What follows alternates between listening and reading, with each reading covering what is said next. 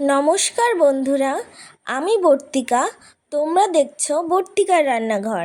আজ বানাবো এত গরমের জন্য পারফেক্ট বাটা মাছের রেসিপি। উপকরণে রয়েছে সজনের ডাঁটা, উচ্ছে, আলু, বাটা মাছ, জিরে বাটা। আমি এখানে শুকনো খোলায় ভেজে জিরেটা বেটে নিয়েছি, সর্ষের তেল, গোটা জিরে, লবণ, হলুদ, কাঁচা লঙ্কা।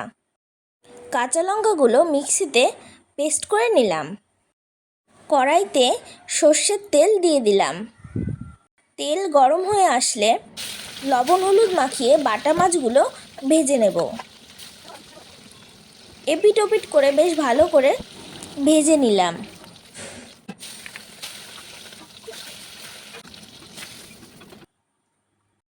ওই তেলেই উচ্ছেগুলো হালকা করে ভেজে তুলে নিলাম। একই তেলে আলুগুলোও ভেজে নেব। ওই তেলেই গোটা জিরে ফোড়নে দিয়ে কাঁচা লঙ্কার পেস্টটা দিয়ে ভালো করে মিশিয়ে নেব।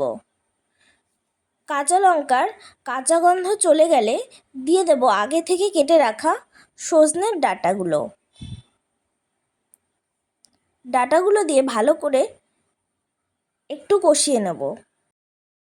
1 চামচ লবণ ও হাফ চামচ হলুদ দিয়ে দিলাম। আগে থেকে ভেজে রাখা উচ্ছে ও আলুগুলো দিয়ে আবারও খানিকটা ভেজে নিয়ে গরম জল দিয়ে দিলাম পরিমাণ মতো। ঢাকা দিয়ে রাখবো 10 মিনিটের জন্য।